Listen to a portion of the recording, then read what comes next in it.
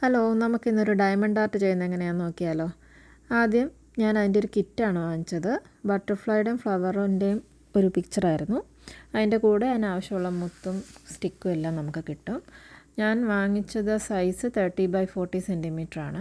അതിൻ്റെ സൈഡിൽ ഏത് നമ്പർ ഏത് ആൽഫബറ്റിൻ്റെ നേരെയുള്ള കളറാണെന്നൊക്കെയുള്ള ഇൻസ്ട്രക്ഷൻസ് കൊടുത്തിട്ടുണ്ട്.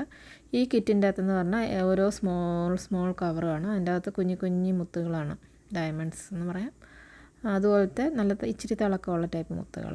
ആ ഓരോ പാക്കറ്റിലും അതിൻ്റെ നമ്പർ എഴുതി വെച്ചിട്ടുണ്ട്. ആ നമ്പർ അനുസരിച്ച് മാച്ച് ചെയ്ത് നോക്കിയിട്ട് വേണം നമുക്ക് ആ പേപ്പറിൽ സ്റ്റിക്ക് ചെയ്യാൻ.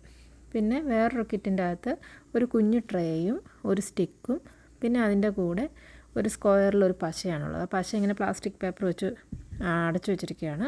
നമ്മൾ ഈ സ്റ്റിക്കും കൊണ്ട് ആ പശയിൽ ടച്ച് ചെയ്തിട്ട് വേണം ഓരോ മുത്തായിട്ട് പെറുക്കിയെടുക്കാൻ. എന്നാൽ മാത്രമേ മുത്ത് സ്റ്റിക്കയിൽ ഒട്ടിപ്പിടിച്ചിരിക്കത്തുള്ളൂ. പിന്നെ ഇതൊരു പ്ലാസ്റ്റിക് കവർ വെച്ചിട്ട് ക്ലോസ്ഡ് ആണ്. അത് നമ്മൾ ഓപ്പൺ ചെയ്ത് നമുക്ക് എന്തുമാത്രം നമ്മൾ ചെയ്യാൻ ഉദ്ദേശിക്കുന്നത് അത് മാത്രം ഓപ്പൺ ചെയ്യുക. ഫുള്ളായിട്ട് ഓപ്പൺ ചെയ്താൽ പശ മുഴുവൻ പോകും.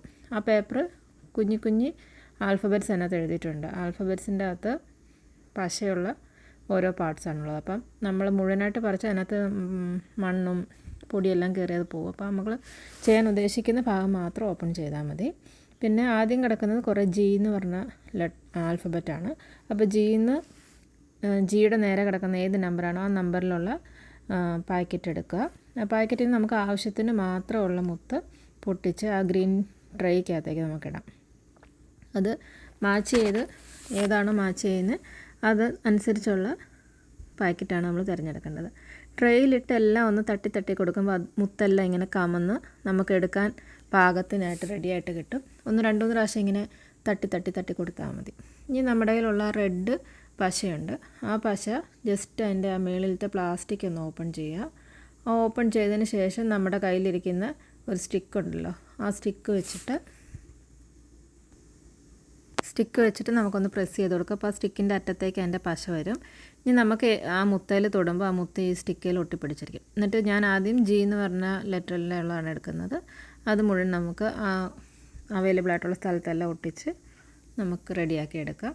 അതിന് ശേഷം നമുക്ക് അടുത്ത നമ്പർ കിടക്കുന്നത് 2 ആണ്. ഇപ്പം ഞാൻ എടുത്ത മുത്ത് തീരുന്നോടം വരെയാണ് ചെയ്തത്. പിന്നെ 2ൻ്റെ മുത്തെടുത്തു. അത് ഞാൻ അതുപോലെ തന്നെ പ്രസ് ചെയ്ത് കൊടുത്തു. അങ്ങനെ ഒരു 1-2 ദിവസം കൊണ്ടൊക്കെയാണ് ഇത്രയായത്. ഞാൻ വിചാരിച്ചതിനേക്കാളും കുറച്ച് ടഫായിരുന്നു. കുഞ്ഞി മുത്തായതുകൊണ്ട് ഒരുപാട് സമയം എടുത്തായിരുന്നു. എന്നാലും ചെയ്തു തുടങ്ങിയപ്പോൾ ഒരു ഇൻട്രസ്റ്റായി. അങ്ങനെ കുറേ ഒരു 6-7 മണിക്കൂർ മിനിമം എടുത്തു. ഒരു ദിവസം കൊണ്ടല്ല, ഞാനൊരു 3-4 ദിവസം കൊണ്ടാണ് ചെയ്ത് തീർത്തത്. പല കളറും എടുത്തു കഴിയുമ്പം പിന്നെയും മാറ്റി എടുക്കുമ്പോൾ ഒരുപാട് സമയം എടുക്കും. പിന്നെ എടുത്ത മുത്ത് ഞാൻ തിരിച്ചിട്ടു. അങ്ങനെ ഒരു 6-7 മണിക്കൂർ എടുത്തെന്നാണ് എൻ്റെ വിശ്വാസം. അവസാന ലുക്ക് കാണാൻ നല്ല അടിപൊളിയായിട്ട് വന്നിട്ടുണ്ട്. അതിനുശേഷം ഞാനതൊരു ഫ്രെയിമിലേക്ക് ആഡ് ചെയ്തു. ഫ്രെയിം ഞാൻ ഷെയ്ൻ എന്ന് പറഞ്ഞ വെബ്സൈറ്റിൽ നിന്ന് തന്നെ വാങ്ങിച്ചതാണ്. അപ്പം ഫൈനൽ ലുക്ക് നിങ്ങൾക്ക് ഇഷ്ടപ്പെട്ടോ എന്ന് പറയണേ.